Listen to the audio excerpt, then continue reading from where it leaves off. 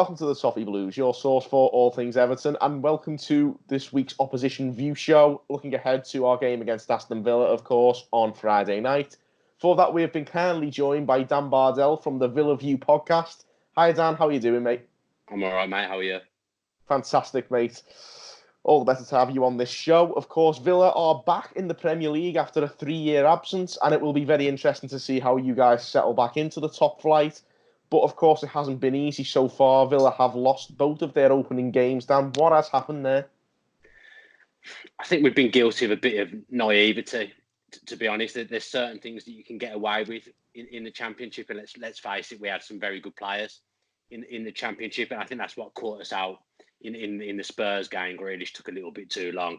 He got robbed, and then that as soon as they got to 2-1, they were always going to win that game. But there was a lot of positives in that first Spurs game, obviously going 1-0 up, but we spent the whole of the second half camped in our own half defending, and you're going to get found out sooner or later against teams like Spurs. And then on Saturday against Bournemouth, which you would probably have down as the kind of game, if you're going to be staying up there, the kind of games you need to be taking 3 points from at home, and we just got off to an awful start. Heaton, I've watched Burnley for years on Match of the Day while we've been in the Championship. I've never seen him do anything like what he did on Saturday. Comes out and wipes out, I think it was Wilson, wipes out Wilson. We're 1-0 down after a minute. And then another mistake, big deflection. You're 2-0 down after 10 minutes, and it's always going to be difficult. But again, there were positives to take from that game. I think it's just a learning curve. Not many of our players have played much football in the Premier League before, so we've got to get to grips with it quickly. But I've seen positives and I've seen negatives. Well, I watched your game myself, both of those games, and I liked a lot of what I saw from you guys. Yeah. I thought, like I say, you had a lot of bad luck as well.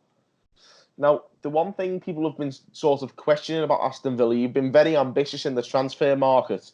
A lot of people have given Villa the title, the new Fulham, who of course spent big and struggled really badly last season. After all that summer spending, what have you made of Villa's transfer business? Are you happy with what you've done? I am happy. I think we're actually a couple short, unfortunately. At the end of the day, at the end of the Championship season, we had a lot of players on loan last season, which is the nature of the Championship. So we lost Twanzebe and Abraham, and we managed to get 3 or 4 back who were on loan last season. I think we released 6 or 7 players like Glenn Wheel and Yednat, people who've played a lot of football for Villa in the Championship, just because they weren't going to be good enough for the Premier League, and we needed to move forward. So if we hadn't bought anyone, I don't think we'd have been able to put out a subs bench the way the squad was looking. So we had to spend money, and I think there's a lot of people saying we're doing a Fulham, and then it's never handy when you lose your first 2 games, because obviously then straight away he backs that up and it looks like you are doing a Fulham. But I think our boys were quite well thought out and considered. I don't know how many people will know this, but the players that we've bought in have either played with someone who's already at the club, they've played under Dean Smith previous clubs, or they were on loan last season. So it's not like it was a scattergun approach. It was measured, would be the way I would describe it. But I think we're quite light up front and on the wing still. So as I say, we could have probably done with a couple more. Well, what players you have brought in have actually been quite impressive. I think Trezeguet seems to be the one who stuck out to me, particularly in that Tottenham game. Yeah, Are you impressed with him? Yeah, he looked good again on Saturday as well. He felt like if anyone was going to score at one point, it was going to be Trezeguet. He's full of energy, works hard, tricky, skillful. I think he's possibly playing on the wrong side at the moment because he's right-footed and he's playing on the right wing at the moment. And we've got El Ghazi on the left. I think he'll probably be better suited cutting in and playing on the left long term. So he looks good, and we've got some good players. It's just you can't give teams head starts, and you can't make mistakes. And we'll have to be at our best to get something again on Friday, because I like the look of you boys, if I'm being honest. Well, that's good to know. But what do you think Villa's weakness has been in the last 2 games, and what is their biggest overall? Maybe what could Everton take advantage of if we're on our A game? It's difficult to say. Just naivety, because I look at the team and I think there's good players there. I look at the 2 centre backs, for example, Engels, who we brought in from the French league. He's been very impressive. A Belgian player. He's looked good. Mings has picked up where he left off last season in the Championship, and he's been great as well. So we've conceded 5 goals. But in actual fact, the centre-backs have played well and could probably feel quite hard done by.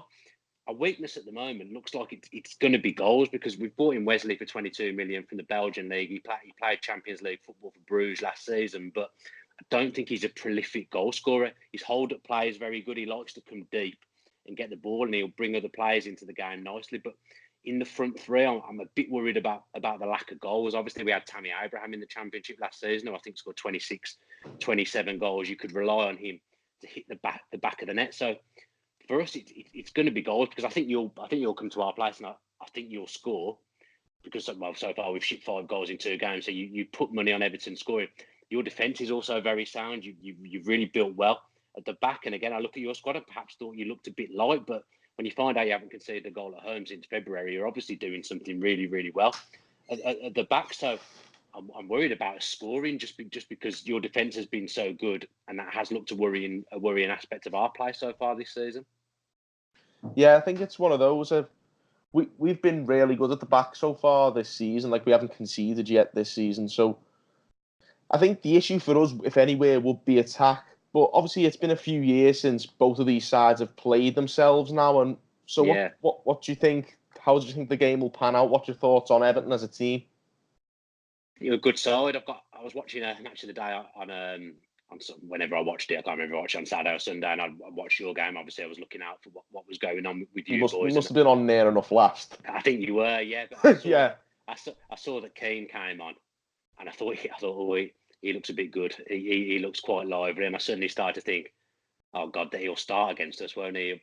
They'll bring him in for his first start at Villa Park, and let me tell you, over the years, players that are waiting for their first goal at the club, Villa's a happy place to turn up and play, because people always seem to score their first goal against Villa. I remember Diego Forlan at Man U. He went about 20, 30 games without scoring, and then Villa rock up at Old Trafford, and he equalises in the last minute and gets his first goal. It's a game over the years where it's been I always look at Villa and Everton as being similar clubs. Obviously, you're streets ahead of us now. We've spent 3 years away in the Championship. We've got ambitious owners, but you've got ambitious owners as well. So you're further ahead in what you're trying to do, because we've been away from the big time for so long. So it's going to be a really, really, really tough game. I looked at our opening fixtures, and this is one that I actually had down as a defeat, although I wasn't really banking on us losing our first 2 games. So it's one of them ones where we need the fans to stick with the team, because if we go 1 down, the fans were very good at the weekend. They're very good at Spurs, but you know what it's like when you start losing a few games. People get antsy. Yeah, you go 1-0 down, and you think, here we go again. So I think it's really important for us that we score the first goal and get some confidence. But you're a really good team, and it's going to be a really tough game for us just back in the Premier League. Again, I don't think it'll be too easy for us ourselves, but obviously we've brought a lot of new players in ourselves. What have you made of some of our new signings, Everton's new transfers? Yeah, obviously Keane, you've mentioned. Yeah, I mean, in the modern day, for 27 million or whatever it was you paid for him, that's an unbelievable signing, because he did really well for Juve last year. I'm surprised they let him go, and you've needed a striker for a few years. I'm sure you'll agree with me. And absolutely. I think that's probably as good a signing as you could have hoped for. If you'd have been told at the start of summer that you were going to get him in, I'd imagine for that price. Yeah, certainly. I'd imagine you'd have been delighted. I don't know whether he'll play. I don't know what the fitness situation is, but Delph's a good player. He's obviously been playing out of position at Man City. So Man City, although he's been good for them, they've not actually seen what he's fully capable of when he was at us. I mean, we were poor at this point. Let's be fair, but he was playing games on his own. At times, he's a very, very underrated footballer. Fabian Delph. He moves the ball quickly, good dribbler, athletic. Obviously, offers balance with the left foot. Hopefully, he's not playing. And I've bigged him up all this way. Well, that was interesting that you should mention that, because that's actually where it was sort of going with that question. Is where do Villa fans stand on Fabian Delph these days? Because I know we got quite an acrimonious departure in 2015. So how will Fabian Delph be received by the Villa faithful if he plays for Everton? He is injured at the moment, by the way, so he might not play. But if he does, how would he be received by the Villa fans at Villa Park? Badly. Thought he might be. It's just the way he left. He was a good player for us, a really good player. Obviously, he got into the England squad whilst he was at Villa, and he was one of my favourite players at the time. It was just the way he left. Obviously, he suddenly made this big deal. First of all, he signed a new contract saying Villa was his club and all that in the January. Then in the summer, he suddenly got said he was going to Man City, and he then changed his mind, saying, "I've made a mistake. Villa's my club. I shouldn't be leaving." And the next week, he goes to Man City. So it was a really, really bizarre situation. In the cold light of day, you look back at it, and we got relegated the next season with 17 points. So we'd been circling the drain for a while, and we were lucky to stay up a couple of times under Paul Lambert. So he'll point to the fact he went to Man City and won things and was part of one of the best squads in Premier League history. And he played a big part in the season when they got 100 points. He played a lot of games at left back, so he did well for them by all accounts. And now he's joining another big club in Everton. He'll probably say out his career there and do well. So he'll argue it was a good move, but it was just the way he went about it. That was the thing that didn't sit well with the Villa fans, and I can't blame them, to be honest. So if he plays, he'll get a horrible reception. Everyone, all the Villa fans call him the Snake. So, sort of urge, yeah. Yeah, so... But it is what it is. Great player, though, and a great signing for you. Also, I think it's quite shrewd for 8 million. Like we say about this given market at the moment is absolutely ridiculous. So to get an experienced player with titles under his belt at 8 million isn't bad business at all. No, it's a brilliant signing for Everton. Unbelievable signing. One of the signings of the summer, right there. Who would you say is your signing of the summer? Aston Villa signing? It was important we got Tyrone Mings back, just because it's very rare that players come in, especially on loan, and they just get the club straight away and they just embed themselves in the hearts of the Villa fans. And he was unbelievable in the Championship. He was the one that, I know Grealish coming back from injury helped, but Mings was the one that really helped turn our season around, because we were a mess at the back before he arrived. Steve Bruce left us in such a state, and Smith desperately needed to do business. And Mings came in. I thought initially he was a left back, but he came in and played centre back and was unreal for us. Well, so it was important we tied him up. I saw him play against Spurs, and I know you didn't win, but he was really good. Really good. And very physical. Yeah, it was important to get him in. He won everything in that Spurs game there. Really, anything that came into the box, he headed away. And then talk about cheap. Engels was only about 7 million, I think, next to him. And he looks the part as well. So we lost Twanzebe, who's gone back to Man U and so far hasn't been on the pitch for him. He's such a good footballer as well. He's going to be a good player. He'll go on and play for England one day without a doubt, whether he stays at Man U or whether he ends up going elsewhere. So he was a big loss. So it was important we replaced him and ended up with a good centre back partnership. Do you reckon you'll miss Twanzebe? So far, it's difficult to say, because the two games, Engels and Mings, has been a good partnership. It would just be if we were to pick up injuries, how the other centre backs that would come in would do. Very, very similar to the situation we've had ourselves with Kurt Zouma going back to Chelsea. It's a bit like that. With loans. Loans they're good in some ways, because you get a player you maybe wouldn't be able to obtain, but then the next season you haven't got that player and they go elsewhere and you charge you silly. Up. If the player does well at the club as well, if they're going to charge you a lot of money to try and get him permanently. Yeah, Mings could end up costing us 26 million, which top dollar. Yeah, that's a massive amount of money. Whichever way you look at it. That one in particular really raised eyebrows amongst the football community. It's 26 million for Tyrone Mings. Like, the game's gone mad. But I understand it. He does seem to be repaying it, or at least so far he seems okay. To be honest, he's so important to the club, just his character and the way he plays football. If it had been more, we'd have had to have paid it. We were in a difficult situation, because Bournemouth knew we desperately needed him and wanted him, so they could charge us what we like. And at the end of the day, I think we had to pay whatever they asked for, because it was so important to get him back, the heartbeat of the side. And I think that is the thing. He's like I say, he's already well gelled into the team, so it makes life a lot easier if you get someone who's familiar with the surroundings, and also it suits him as well. I think for his career, like you say, he's done so well there. It's the place where I think he can resurrect his career. Yeah, no-brainer really for the club, and a no-brainer for Tyrone Mings. Really, he's had injuries at Bournemouth over the years. I mean, they signed him for relatively big money 3-4 years ago, whenever they signed him, but as a left back, and just he had so many injuries, and sometimes players just don't work out. As you all know, you've spent a lot of money over the years, and some of them have worked, some of them haven't. That's just the way football is, isn't it? But some players then go elsewhere and show what they're all about, and I think that's what Tyrone Mings has done, and I think that's what he'll continue to do in the Premier League with us. So he's hoping things are going to fall into place. What are you hoping for from Aston Villa this season? What's the aim, really? I think we can finish anywhere from 11th to the relegation places, if you're being realistic. I mean, it's always quite tight in that bottom 10, isn't it? I had us down for about 12th, 13th, I think, when we made our pre-season predictions on the Villa View. And just because we've lost a couple of games, I've seen a few things that have worried me, but also I've seen a lot that we can be positive about. I think we'll be active again in January and strengthening the positions that we've perhaps not got the numbers that we need. I'd be happy with, at the moment, you've got to say, I don't like saying it, but you've got to say you'd be happy with 17th, wouldn't you? And just consolidate for 1 year. Make sure you stay in the Premier League. It's so important for us to stay, build, go again next season. So I'd say about 12th still is where I would imagine we would finish. That's a positive outlook, really. And Yeah. I can't see why you couldn't, because from what I've seen so far, I know you lost both games, but you've looked a lot better than a lot of other teams I've seen. So Yeah, there's we'll no get better as well. Yeah, of We'll course, get you're going to better. settle into the league, like you say. I think 11th or 12th is very much doable. Yeah. What about Everton?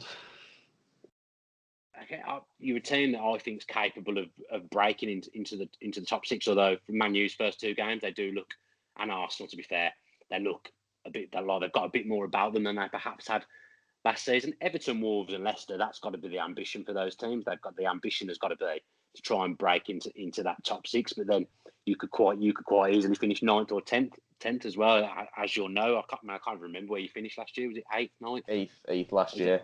Yeah, 8th last year. But you've spent a lot of money. I don't know. Marco Silva kind of gone under the radar a little bit. What he's done 8th in his first season. I know people will say he's in that the West Ham Allardyce finished as well. It was, but the It's difference was staggering. Yeah, it's different.